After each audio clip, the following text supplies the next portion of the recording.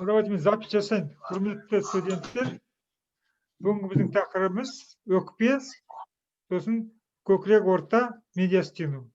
Өкпе бізде латинша пульма, содан шығады дәрігер пульмонолог. Грекше пневма. Пневма ол ауа.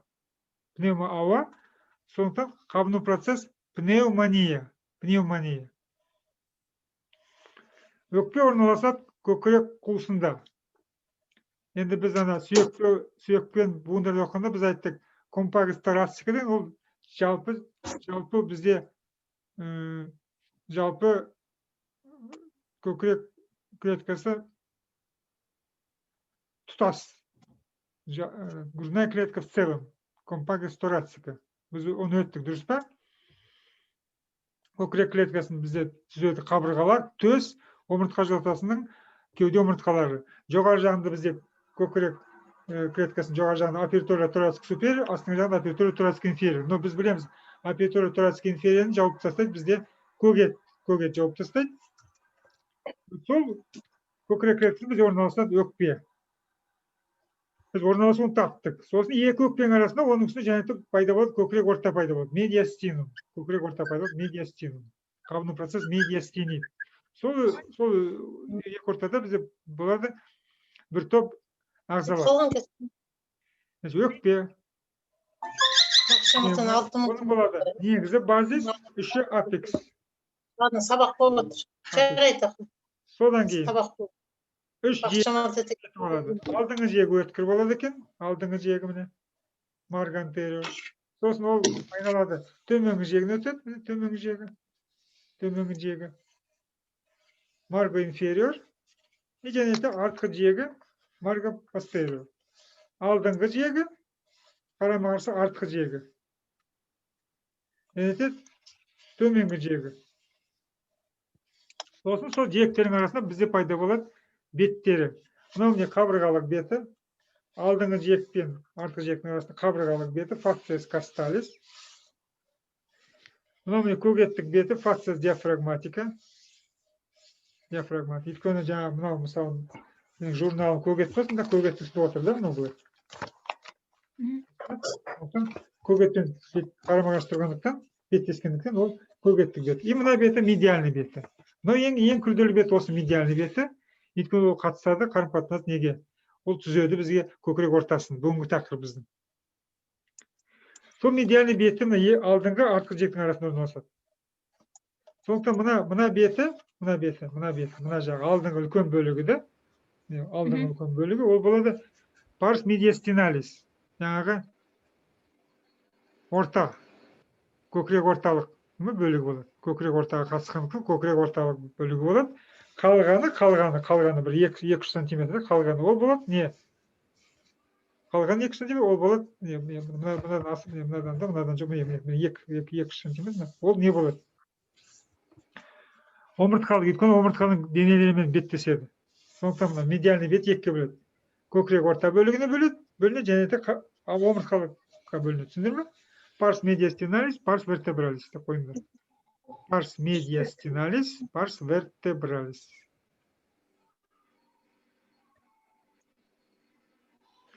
Сосын әр өкпеде бізде болады не? Мына жаңағы осы парс медиастиналис жағында болады қақпасы болады. Хилус пульмонис қақпасы. Қақпасында бізде кіріп атады, шығып атады ірі қан тамырлар. Енді негізгі қызметі ауа бізде ауамен кіші қан айналым шеңберінің соңғы тармақтар бізде микроциркулярлы тор түзеді ғой да, сол жерге жеткізеді ол деме ауа жүріс па, ауаны алмастыру қызметі. Ішінде мынау ацинус пен жаңағы кішкентай тордың арасында газ алмасу процесі өтеді. Ауаның негізгі қызметі өкпенің сол. Оттегінге байытуға, дұрыс па? Оттегінге байытуға кіші қан айналым шеңбердегі кішкентай қан айналым тордың, микроциркуляторный русло. Сондықтан мында негізгі элемент ол бронх, негізгі бронх кіріп атады, дұрыс па? Сосын кіріп атады, артерия кіріп атады, шығып атат веналар. Көрдіңіз бе? Мен қателескен жоқпын. Артерия ол артерияның ішінде венозды қан болады екен. Ал мен кіріп жатқан артерияның ішінде венозды қан болады екен, шығып жатқан венаның ішінде артериальный қан болады екен. Өйткені ол жаңағы кіреді венозды қан, кіші қан айналым шеңбері басталады, оң жақ қарашадан басталады жүректе. Мұнда келеді бөлінеді. Мысалы осының өкпенің заңы бойынша мысалы үлес артерияларға, сосын сегментарный артерияға, сосын субсегментарный, енді субсегментарный бізде бронх болады мысалы мұнда. Мысалы негізгі бронх, сосын үлес бронхтары, сосын сегментарный бронхтар, сосын субсегментарный, сосын солай бөлінеді. 8-10 рет бөліне береді, дихотомически екіге бөліне береді. Ол мына бронхтың заңы. Артерия мысалы кіреді, үлкен диаметр кіреді, сосын ортаңғы диаметрі, сосын не? Кіші диаметр кішкентай болып кете береді. Сосын торға айналады. И сол жаңағы микроциркулярный тор мен ацинустың арасында, өйткені өкпенің негізгі элементі өткен сабақта өтіндірсеңдерде ацинус ол. Ол газ алмасу процесі өтеді екен. Сондықтан міне қақпасында негізгі элемент бронх, негізгі бронхус принципиалис синистра, сосын артерия пульмоналис синистра, вена пульмоналис синистра. Артерия, бронх, артерия, екі вена. Жазып қойыңдар. Өкпенің қақпасына кіреді. Бронх кіреді. Негізгі бронх кіреді қақпасына. Артерия кіреді. Артерияның маңайында болады, нервтер болады, симпатикалық талшықтар.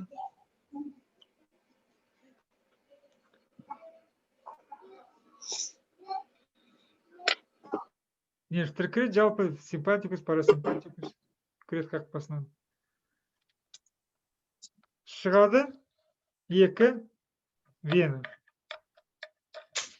Енді кірген артерияның ішінде венозды қан деп анықтап қойыңдар. Кірген артерияның ішінде венозды қан, шыққан венаның ішінде артериальный қан. Себебі негізгі қызметі осы өкпенің газ алмасу процесс, оттегінге байыту. Оттегінге байыту венозды қанды. Өйткені кіші қан айналым шеңберінде бізде венозды қан, дұрыс па? Ол мысалы оң жақ жүрекшелер бізде оң жақ қарашы, оң жақ жүрекші бізде венозды қан. Жүректің оң жақ камералар венозды қан. Сондан келеді мұнда келеді венозды қан. Сол венозды қанды оттегінге байытады, шыққан түрі міне бізде уже веналар, бірақ та веналар қызыл болады. Өйткені ішінде артериальный қан болады. Жалпы жаңағы жалпы түбірі болады, радикс пульмонис түбірі, радикс болып түбірінде жаңа болады артерия, бронх, вена болады. Сол жағында негізі сол жақ, бізде сол жақ қақпасында өкпенің жоғарыда болады артерия, сосын одан кейін болады бронх, сосын екі вена төменде болады екен. Сондай реті жоғарыдан төмен артерия, бронх, сосын екі вена. Сол жазып қойыңдар. Реті болады солай. Сол жақ қақпаға жоғарыдан төмен қараған кезде жоғарыда бізде болады артерия, сосын бронх, артерия пульмоналис, өкпе артериясының, сосын өкпе артериясы, сосын екі өкпе артериясы, сосын негізгі бронх екінші элемент, үшінші элементтер ол екі вена. Сосын нервтер кіріп атады, дұрыс па? Енді симпатикус, парасимпатикус. Және де шығады не? Лимфа тамырлар шығады екен. Түсінікті ма? Енді мынау қолдан жасаған препарат да, біздің өз студенттер жасаған қолдан. Енді олар енді біраз қателесіп кетті. Мысалы, мынау реті, мынау Б, А, В, В, ол оң жақтікі негізі, оң жақ өкпенікі. Олар оң жақ өкпені алады да, содан копирка жасайды да, сол жақ өкпені бірақ шығарады. Көрдіңіз бе? Сондықтан мынау оң жақ өкпеде былай болады екен. Жоғарыда бронх болады екен, сосын артерия болады екен, сосын екі вена болады екен. Оң жақ өкпенің қақпасында реті былай болады екен. Жоғарыдан төмен бірінші бронх, негізгі бронх, содан кейін артерия, өкпе артериясы, сосын 2 өкпе венасы. Түсінікті ме?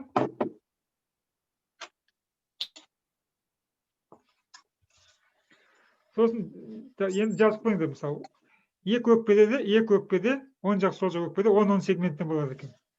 Бұл сегменттің алдында бізде былай үлес бар, да? Мына сол өкпеде бізде болады 2 үлес болады. Ал 10 өкпеде болады бізде 3 үлес. Үлес деген ол доля, лобус, лоби. Лобус superior, мына жақта лобус superior, және де лобус inferior, міне екеу.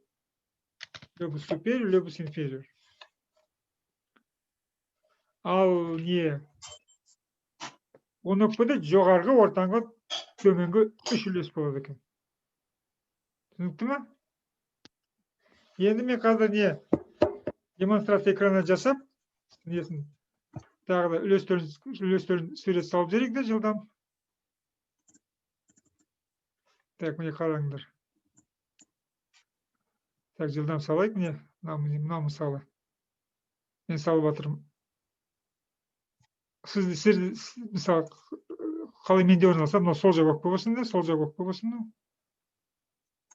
Жылдамырақ салайық. Мынау оң жақ өкпе болсын.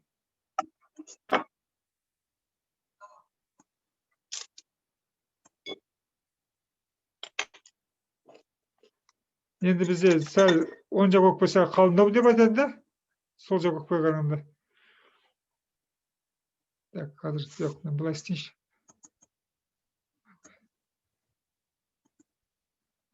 Қазір былай істейінші. Маған қолайлы емес, мен обычно былай саламын. Так, мына жақ. Мына оң жақ болсын. Мына оң жақ өкпе болсын. Мына оң жақ қалыңдап салдым да, міне. А мынау сол жақ өкпе, ол жақта мынандай тілшік болады. И мына ойық болады жүрекке арналған. И ол сәл сүйерлеу болады, дұрыс па? Енді қарасақ, қараң, міне, оң жақ өкпеде бізде қараңдар, міне, оң жақ өкпеде, сол жақ өкпеде бізде. Вот, екі-ақ не болады? Екі-ақ, үлес. Жоғарғы, төменгі үлес. Үлес ол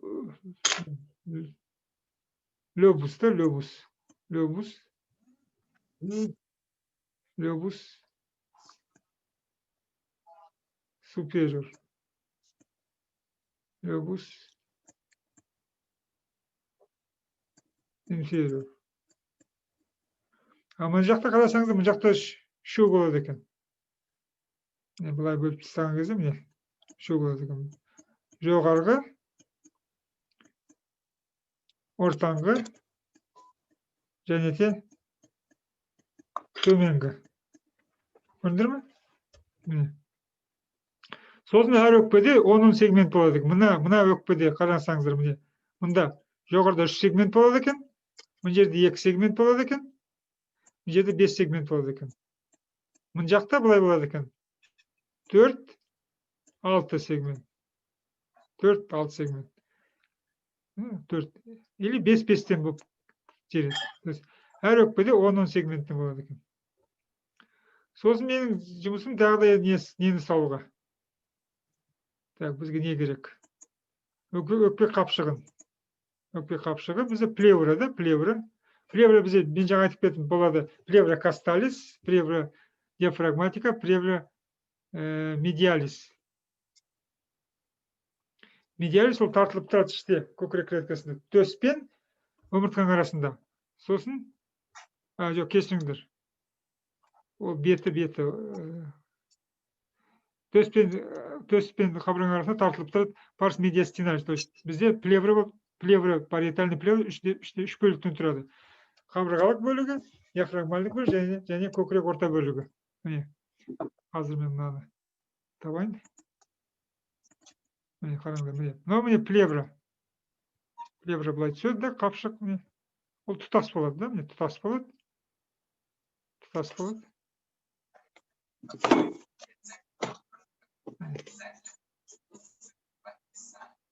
Осы қапшықтың ішінде жатыр, бізде өкпе.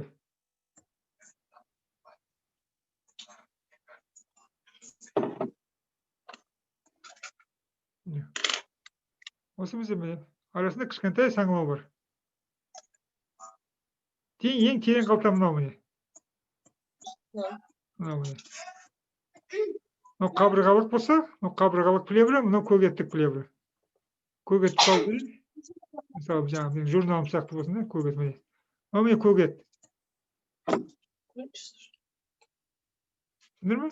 Сондықтан мына бет мына бөлік көгеттік бөлігі, мынау қабырғалық бөлігі, мынау ортаңғы бөлігі. Плевра бізге екіге бөлінеді. Мына өзі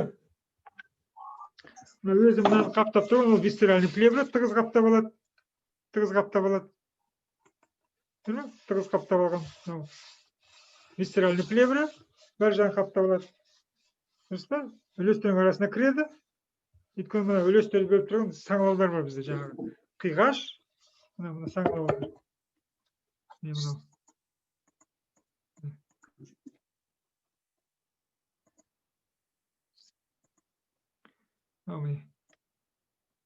Көлденең саңылау, мынау қиғаш. Қиғаш. Қиғаш бізде мына жерде бар. Мына жерде жаңа қиғашымыз осы міне. Мынау да қиғаш. Осы саңылау арқылы мынау бөлімді екі неге, дұрыс па? Жоғарғы, төменгі үлеске. Жоғарғы үлес, ортаңғы үлес, мынау төменгі үлес. Лобустар. Лоби superior, медиа inferior. Лобус, лоби superior, inferior, медиа. Сосын әр үлесте болады сегменттер. Мұн жақта 3 сегмент, мұнда 2 сегмент, мұнда 5 сегмент, мұнда 4 сегмент, мұнда 6 сегмент. Yani кейбір кітаптарда береді мысалы мына жерге 4-еу, 5-еу мысалы. Шақша қалып қойыңдар. Былай бөледі. Кейбір кезде мына жерде 5-еу болады. Мұнда 6-ау или көрдіңдер ме? Кейбір кезде 11 сегмент дейді мұнда. Осы үшін.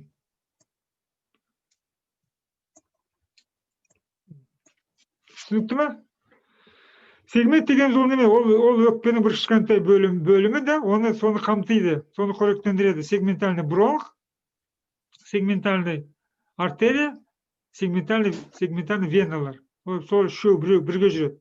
Кейбір жағдайларда мысалы өкпеніңде мысалы бір сегментінде мысалы ісік пайда болады. Сол ісікті бір өкпені алып тастамай, үлесті алып тастамай, бірақ сегмент алып тастады. Сол үшін біз білу керек, что өкпеде бар бәленбай сегменттер. Керек болса дәрігер сол бронхоскопия жасап зерттейді. Керек болса бронхоскопия жасап тұрады, соған дәрі-дәрмек егеді. Түсіндір ме? Керек болса осы сегмент алып тастайды. Кезінде оны анық білмегенде, мысалы, сегменттің орнына бүкіл мына бір үлесті алып тастайтынды. Әлде бүкіл өкпені алып тастайды. Қазір сондай дәрежеге жетті дәрігерлерді, сегменттарының құрылымын біліп, солай дұрыстап пайдаланады. Бүгінше сабақ анықталды. Сұрақтарыңыз бар ма?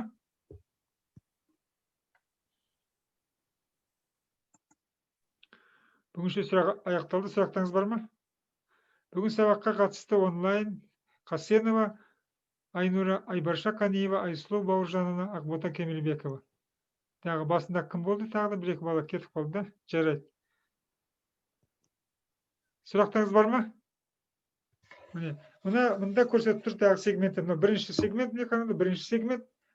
Екінші сегмент бұлай орналасады екен. Бірінші сегмент ол үштегі сегмент. Үштасып тұрған апикалі верхушечный. Мынау екінші артқы сегмент болады екен. Артқа қарап тұр. Мынау алдыңғы сегмент болады екен. Төртінші болады міне. Төртінші сегмент. Бесінші сегмент. Төртінші, бесінші сегмент. Төртінші не? жоғарғы, 5-ші төменгі. Жоқ, былай айтады олар. Не дейді? Лингвалис дейді да, мынау сол өкпе болған 5-шіні лингвалис дейді. Сегментум лингвалис дейді. Сосын мына негізінде болады базальный сегменттеріміз. 7 базальды медиальный сегмент, 8 базальды алдыңғы сегмент, 9 базальды бүйір сегмент, 10 базальды артқы сегмент. Түсіндір ме? Сегменттерді бұлай қазір көрсетіп жіберейін. Мына кітапта болса сегменттерді көрсетіп жіберейін.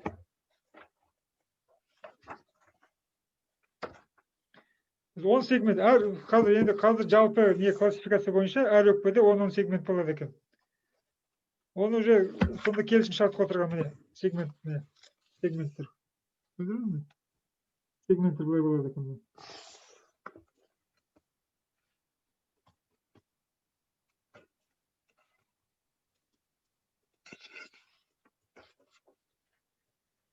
Так. 4 латеральный сегмент, латеральный сегмент, но медиальный сегмент болады. 4 латеральный, жоғарғысы 4 деп айттым ғой да, ол негізі ортаңғүлесті. Дұрыс па? Ол мысалы 10 жақ өкпеде ол ортаңғүлесті болады. Дұрыс па? Не, латеральный медиальный болады. Ал сол жақ өкпеде ол болады не? Тілшік болады, тілшікке сәйкес болады. Қазір көрсетейін бе? Так, мақұл.